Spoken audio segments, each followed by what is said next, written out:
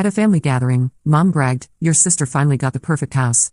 When will you achieve something like this?" I just smiled. I already did. You would have seen it if you had come to my birthday party. Everyone stared at her, and she blushed.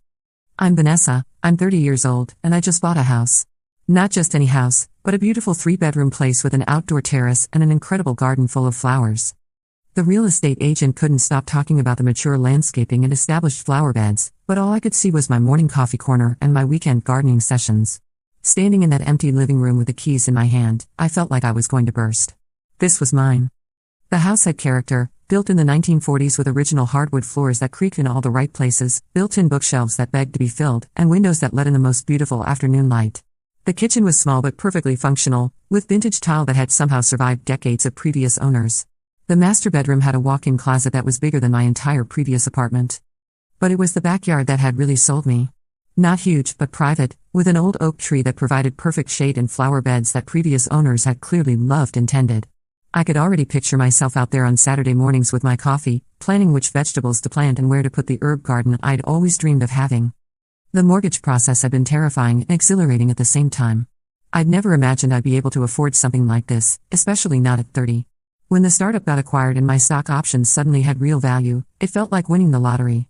I'd spent weeks with financial advisors, making sure I wasn't making a huge mistake, that I could actually afford the monthly payments even if my income dropped. After years of terrible landlords and thin walls where I could hear every fight my neighbors had, I finally had my own space. No more dealing with broken appliances that took weeks to fix, no more surprise rent increases, no more having to ask permission to hang pictures or paint walls. This was mine, every creaky floorboard, every slightly uneven door frame, every perfectly imperfect detail. The mortgage paperwork was still warm in my purse, and I wanted to call someone, anyone, to share this moment. My first instinct was to call my parents, to hear the pride in their voices when I told them their failure daughter had just bought her first house. But something held me back. Maybe it was years of having my achievements minimized, or maybe it was the way they always found a way to make my successes about Claire somehow. But I didn't. I had a crazy idea brewing. What if I surprised everyone? My birthday was coming up in a few weeks, and I could kill 2 birds with one stone, a surprise birthday party and a housewarming. My parents would be amazed when they walked in and realized their daughter owned real property. My sister Claire would probably die of shock. You see, my family has a habit of thinking I'm the black sheep. I'm the younger daughter who never lived up to Claire's standards. She's 35, has a fancy marketing job, and always seems to have her life together. Meanwhile, I've been jumping between rental apartments and entry-level jobs for the past decade. The pattern had been established early. Claire was the straight-A student who never caused problems, while I was the one who struggled with math and got detention for talking back to teachers. Claire went to the state university on a partial scholarship, while I went to community college for 2 years before transferring to a smaller school that my parents constantly reminded me wasn't as prestigious as Claire's alma mater. When Claire graduated, she immediately landed a job at a marketing firm with a clear career path. When I graduated, I took a job at a coffee shop while I figured out what I actually wanted to do with my life. Claire moved into a nice apartment in the city center, while I lived in a series of increasingly run-down rentals on the outskirts of town. At family gatherings, the questions were always the same, "So Vanessa, what are you doing now?" Followed by barely concealed disappointment when my answer didn't measure up to Claire's latest promotion or achievement. I learned to give vague answers and change the subject quickly. What hurt most wasn't the direct comparisons, it was the way my parents' voices changed when they talked about us. When they mentioned Claire, there was this tone of pride and satisfaction. When they talked about me, it was concern tinged with embarrassment, like I was a problem they were still trying to solve.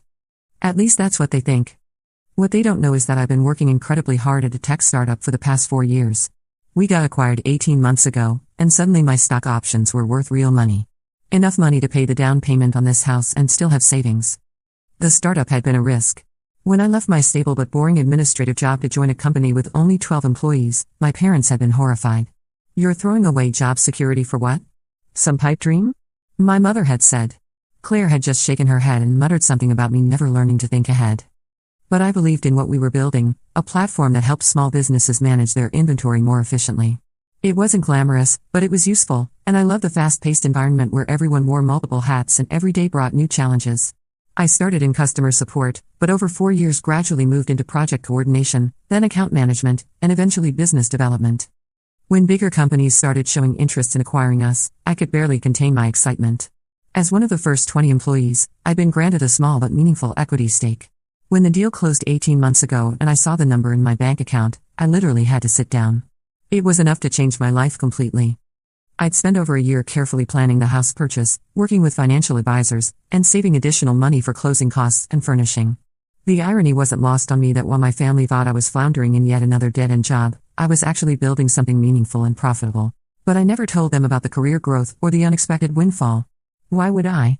They rarely asked about my life in any meaningful way, and when they did, it was usually to express concern or disappointment rather than genuine interest. My parents, David and Linda, have always been obsessed with Claire. She was the star student, the one who got into the good university, the one who got the corporate job right after graduating. I was background noise, the one who needed to find herself. Even now, at 30, they still talk to me like I'm a lost teenager who might someday figure things out. The plan was perfect.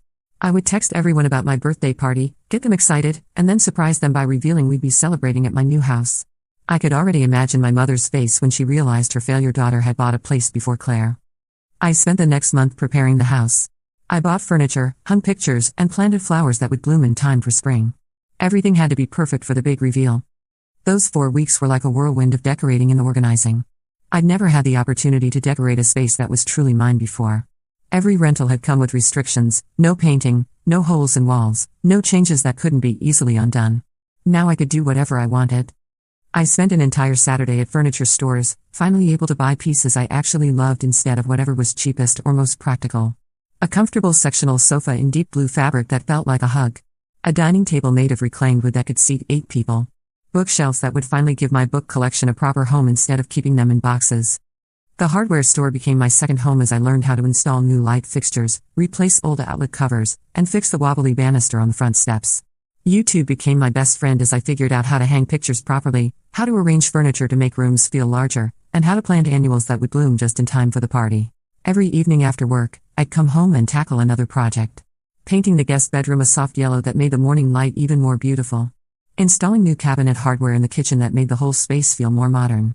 Arranging and rearranging the living room until the flow felt just right.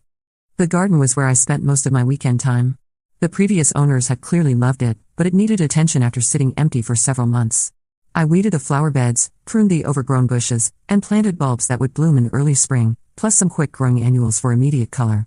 I even started a small herb garden near the kitchen window where I could grow basil, rosemary, and thyme for cooking. I made a guest list: my parents, Claire, and my closest friends, Sarah, Mika, and Jenny. Sarah and I have been inseparable since college. Mika is the guy I met at work who became like a brother to me, and Jenny has been my neighbor-turned-friend for years. The text went out on a Tuesday afternoon: "Hi everyone, I'm having a birthday party next Saturday at 7 p.m. Can't wait to see you all there. This year is going to be special." I attached my new address without explanation, assuming they'd just think I was renting a new place or something. Then I waited and waited. Usually, my friends respond within hours, but my family, well, they're not exactly quick with their responses. Sarah responded within minutes: "OMG, yes. New address? Did you move? Can't wait." Mika sent a thumbs up emoji and wouldn't miss it. Jenny called me immediately, demanding details about the special part. But for my parents and Claire? Complete silence. All week, nothing. Friday night, my phone finally buzzed. A text from my mother: "Vanessa, we won't be able to come to your birthday. Claire got a promotion at work, and we're throwing her a celebration party the same night. Sorry, honey, maybe next year."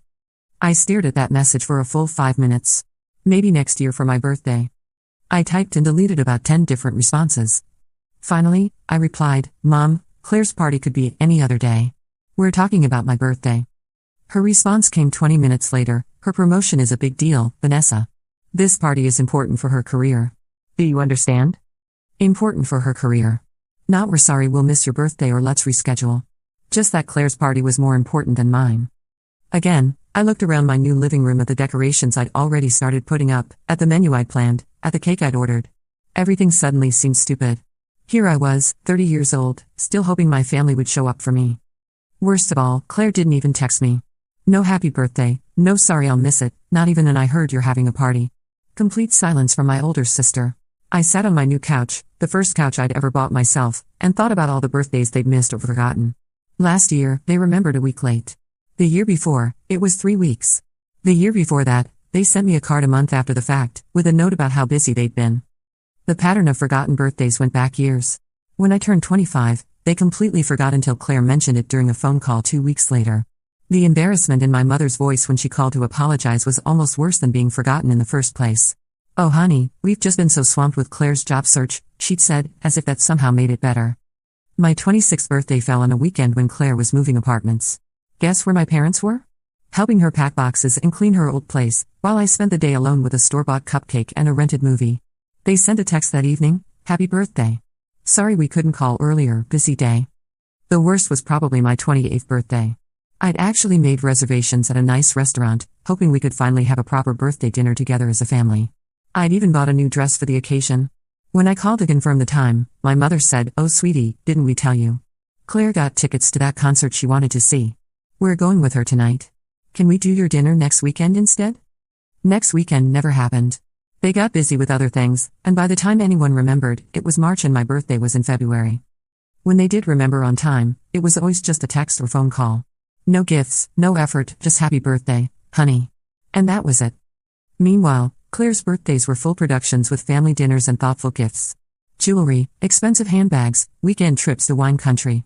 Her birthday was marked on their calendar in red ink, with planning that started weeks in advance. She got surprise parties, carefully chosen presents, and social media posts about what a wonderful daughter she was. The contrast was so stark that I'd stopped hoping for anything different. I'd learned to make my own birthday plans, usually with friends who actually remembered and cared. But deep down, I still wished my family would show up for me the way they showed up for Claire. You know what? Screw them. I picked up my phone and called Sarah. "Hey, change of plans for Saturday," I said when she answered. "It'll just be us friends. And I have something huge to tell you all." "Everything okay?" she asked, noticing something in my voice. "More than okay. Just wait until you see where we're celebrating." If my family couldn't find time for my birthday, they certainly didn't deserve to know about my house. This was going to be the best birthday party ever, with people who actually cared about me. Saturday came, and I had the best birthday party I'd ever had. Sarah, Mika, and Jenny showed up and were completely blown away when they saw the house. Their reactions were priceless. We spent the night on the terrace, eating takeout and drinking wine. They couldn't stop asking about the house, how I'd afforded it, when I'd bought it. I told them about the startup acquisition and the stock options. It felt so good to share this with people who actually cared. The party was perfect. Everything I'd wanted, just without the family drama. After everyone left, I sat alone surrounded by empty wine bottles and birthday gifts. My phone had been silent all day. No calls from my parents, no texts from Claire, nothing. Not even a happy birthday message. Months passed. My friends knew about the house, but I never told any family members. I specifically asked my friends to keep it off social media for now. I wanted to control how and when my family found out. My family's silence continued. My mother would send me occasional texts, short ones about the weather or asking if I was eating enough vegetables. Nothing meaningful. Claire never contacted me at all. I focused on making the house perfect. I painted rooms, installed new fixtures, and spent weekends in the garden. My neighbors were friendly, and I had regular barbecues with my friends. Life was good. Then, in early October, my phone rang. My mother's name appeared. "Vanessa, how are you, honey? Your father and I are having a family dinner next weekend.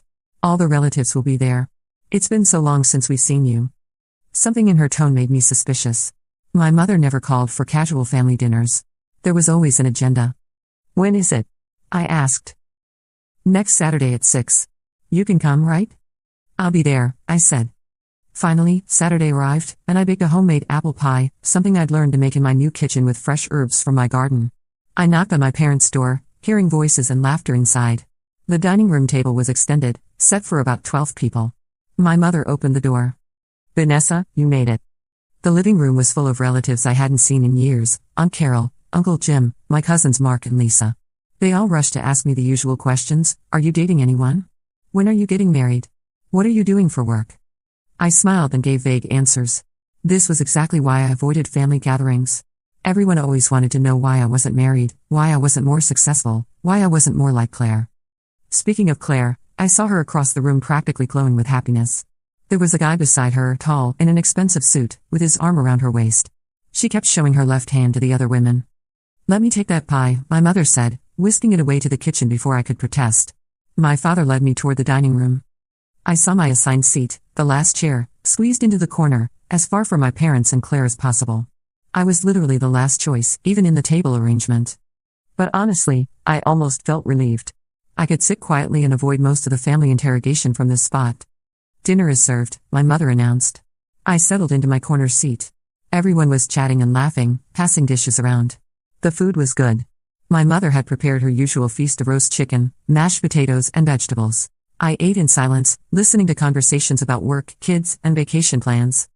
Then my mother stood up and tapped her wine glass with a knife. Everyone, we have wonderful news to share tonight. The table fell silent. All eyes turned to her. She was beaming, practically vibrating with excitement. Our Claire has bought herself a beautiful little house. We're so proud of her. Everyone burst into applause. I clapped too, genuinely surprised. Claire had bought a house. When? How had I not heard about this?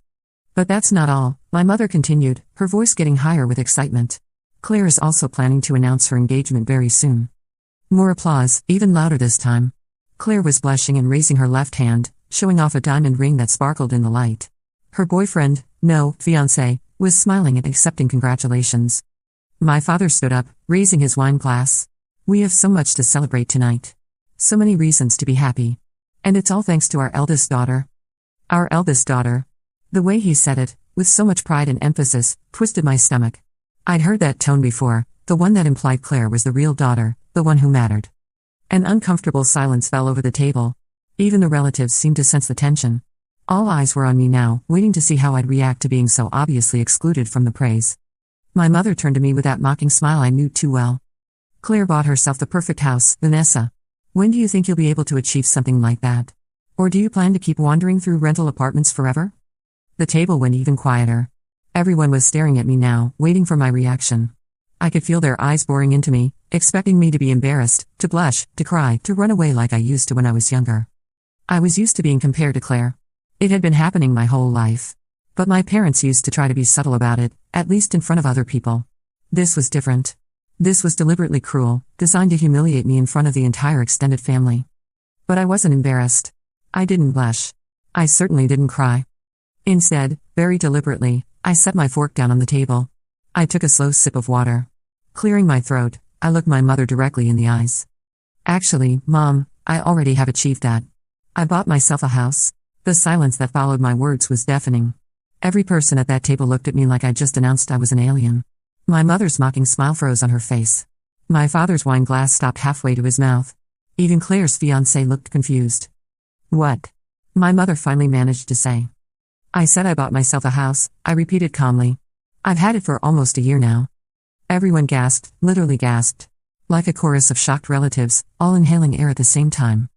My mother's face went through about 5 different emotions in 2 seconds: surprise, confusion, anger, and then a strange, suspicious look. You bought yourself a house, she said slowly, like she was testing the words. Really? Then why didn't you tell us? I smiled at her, the same sweet smile she'd given me moments before. Well, Mom, you would have seen it if you had come to my birthday party. After all, I celebrated my last birthday in my new home. More gasps. Aunt Carol dropped her fork. Uncle Jim's mouth actually fell open. Your birthday party, Aunt Carol said, turning to my mother. Linda, why didn't you go to Vanessa's birthday party? My mother's face was turning red now. She was opening and closing her mouth like a fish, clearly trying to think of an explanation that wouldn't make her look bad. We had a scheduling conflict, she said weakly. A scheduling conflict, I said, my voice still perfectly calm. Is that what we're calling it? Because I remember the exact words you used, Mom. You said Claire's promotion party was more important than my birthday. All the relatives turned to look at my mother with questioning expressions. I could see the gears turning in their heads, trying to figure out what kind of parents would skip their daughter's birthday for a work party. That's not. You're exaggerating, my mother said desperately. Am I? Because you didn't just miss my birthday, you've missed several others. In fact, you haven't come to any of my celebrations in 6 years. You usually forget my birthday completely and congratulate me a week or month later. The silence was becoming uncomfortable now. All the relatives were looking back and forth between my parents and me, like they were watching a tennis match. Uncle Jim cleared his throat. 6 years? You haven't been to Vanessa's birthday in 6 years? Aunt Carol was looking at my mother with an expression I'd never seen before. Like she was seeing her sister in a completely different light. Linda, she said slowly, you told everyone you had the perfect family, that you loved both daughters equally. You said Vanessa didn't come to family events because she hadn't achieved anything in life. Oh, that was interesting. So my mother had been talking about me to the relatives, painting me as the failure daughter who was too embarrassed to show up to family gatherings. I never said that, my mother protested, but her voice was shaking. Yes, you did, Aunt Carol said firmly. You said Vanessa was a failure, that she couldn't get her life together. But if she's a failure, how did she buy a house? And why didn't you go to her birthday parties? Uncle Jim nodded. Now, Linda, this doesn't sound like equal treatment to me. Sounds like favoritism. Favoritism, my father sputtered. That's ridiculous. We treat our two daughters equally. I almost burst out laughing.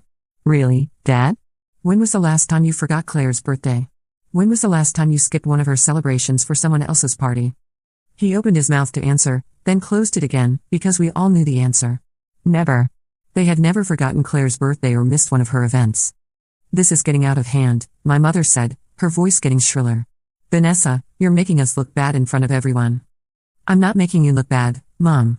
I'm just telling the truth. The truth about how you've treated me for years. Claire, who had been sitting in stunned silence this whole time, finally spoke. Vanessa, you're ruining everything. This was supposed to be a celebration. A celebration of what? Your house? Your engagement? Because it's always about you, isn't it, Claire? Everything is always about you. That's not fair, she said, but her voice was weak. Isn't it? Tell me, Claire, when was the last time you called me? When was the last time you sent me a message that wasn't about you? She stared at me, clearly trying to think of an answer. The silence stretched on. I could read all your late birthday messages in our family group chat, I said conversationally. The one that includes most of the people sitting at this table. Then everyone could see exactly how this family treats me. Vanessa, stop, my mother hissed through gritted teeth. Stop what? Stop telling the truth? Stop defending myself? Or stop embarrassing you in front of everyone? My cousin Mark, who had been silent this whole time, suddenly spoke up. Wait, so you really bought a house? Like, really bought it? 3 bedrooms, outdoor terrace, beautiful garden, I said. I've been living there for almost a year. That's amazing, he said. Congratulations. Thanks, Mark. It's nice to have someone in the family congratulate me for once. That hit deep. I could see it on everyone's faces, the realization that they'd been told a completely different story about me, and now they were seeing the truth. I think we should all calm down, my father said, but his voice sounded defeated. No, Dad. I think we should be honest for once. I think everyone here should know exactly what kind of family you pretend to have versus what kind of family you actually have. My mother stood up abruptly, her chair scraping the floor. Vanessa, you need to leave right now. I looked around the table at all the shocked faces staring at me. These people had believed for years that I was the family failure, the daughter who couldn't get her life together. Now they were seeing the real story. You know what, Mom? I think you're right. I should leave. I stood up slowly, smoothing my dress. But not because I'm embarrassed or ashamed. I'm leaving because I'm tired of pretending this family dysfunction is normal. Silence followed me to the front door. I could hear urgent whispers starting as I put on my coat, but I didn't look back. That night I came home feeling lighter than I had in years. The confrontation had been brutal, but necessary. For the first time in my life, I had stood up to my family instead of just accepting things silently. My phone started ringing around 10 p.m. My mother's name kept appearing on the screen. I let it go to voicemail. Then my father called, then Claire. I ignored them all. The next morning, I woke up to 17 missed calls and a bunch of text messages. I made coffee and sat on my terrace, reading them while birds sang in my garden. From my mom, Vanessa, you embarrassed us in front of everyone. How could you do that? From my dad, your behavior last night was unacceptable. Call us immediately. From Claire, you ruined my announcement. Everyone was talking about you instead of my engagement. I deleted them all without responding. If they wanted to apologize for years of treating me like garbage, they could start with that, instead of blaming me for their embarrassment. The messages kept coming all week, long paragraphs about how I'd ruined their reputation and how all the relatives were asking uncomfortable questions. Apparently, Aunt Carol had called my mother the next day, demanding to know why she'd lied about me being a failure. Now everyone thinks we're a dysfunctional family, said one message. You need to fix this. Fix what? The truth? I wasn't going to apologize for defending myself or for achieving something they said I never could. A week later, I was working in my garden when I heard car doors slamming in my driveway. I looked up and saw my parents and Claire walking toward my front door. Obviously, someone had given them my address, probably one of the relatives who had been asking questions. I wiped my hands on my jeans and waited for them at the door. They stood there, uncomfortable, looking at the beautiful front porch and garden. Nice place, Claire said, and I could hear the envy in her voice. It's bigger than mine. What do you want? I asked, not inviting them in. We need to talk, my mother said. Can we come in? Reluctantly, I stepped aside and let them into my living room. They looked around like they were touring a museum, taking in the hardwood floors, the moldings, the furniture I'd chosen so carefully. Vanessa, my mother began, we have a problem. Since last weekend, All our relatives have been calling us. They're asking questions about why we didn't know about your house, why we missed your birthdays. And now they think we're terrible parents, my father exploded. They think we don't love you. Well, do you? The question hung in the air. None of them answered immediately. Of course we do, my mother finally said, but it sounded forced. You're our daughter. Funny way of showing it. Claire stepped forward. Look, we need to fix this situation. I have my housewarming next month, and my engagement party, and my wedding after that. Half the family says they don't want to come because of all this drama. So you need to throw another housewarming party, my mother said. We'll help you plan it. We'll invite all the relatives. Then we can tell everyone that we helped you, that we've reconciled, that you forgave us. I stared at her. You want me to lie? We want you to help us save face, my father said. A party to show everyone we're a normal family. I started laughing. I couldn't help it. They were asking me to participate in their deception, to help them maintain their image of the perfect family. No. I'm not going to lie for you. I'm not going to pretend we have a good relationship. I'm not going to help you convince everyone you're wonderful parents. Claire's face turned red. Fine, then we won't invite you to my wedding. Fine, I said. I wouldn't go anyway. They all looked at me like I'd slapped them. You don't mean that, my mother said weakly. I mean it completely. I'm done pretending. I'm done making excuses for how you treat me. I'm done being the family disappointment when I'm actually doing better than any of you thought possible. This is ridiculous, my father said. You're our daughter. You can't just cut us off. I walked to the front door and opened it. I think you should leave now. They left, but not quietly. Claire was crying. My mother was saying this wasn't over. And my father was muttering about ungrateful children. I closed the door behind them and leaned against it, feeling exhausted but free. 2 weeks later, Sarah called me with gossip. I heard through my cousin that Claire's housewarming was a total disaster. Really? Yeah. Apparently, most of the relatives boycotted it. They're all Team Vanessa now. I felt a little bad about that, but not much. Actions have consequences, and my family was finally facing theirs. Over the next few months, something wonderful happened. My relatives started calling me directly. Aunt Carol invited me to her daughter's graduation party. Uncle Jim asked me to bring my famous apple pie to his barbecue. My cousin Mark wanted to see my house and get decorating advice for his apartment. I went to everything. For the first time in years, I was actually enjoying family events. Without my parents and Claire there to make everything revolve around them or put me down, I could be myself. The relatives apologized for believing my parents' version of events. They said they'd always wondered why I never showed up to things, but my mother had convinced them I was embarrassed about my failures. We should have contacted you directly, Aunt Carol said. We should have known something was wrong. 10 months later, I'm closer to my extended family than ever. I host regular dinners at my house. I'm part of the group chat where everyone shares photos and makes plans. Finally, I'm treated like a valued family member instead of an afterthought. My parents and Claire? Complete silence. I heard Claire got married last month. The wedding was small.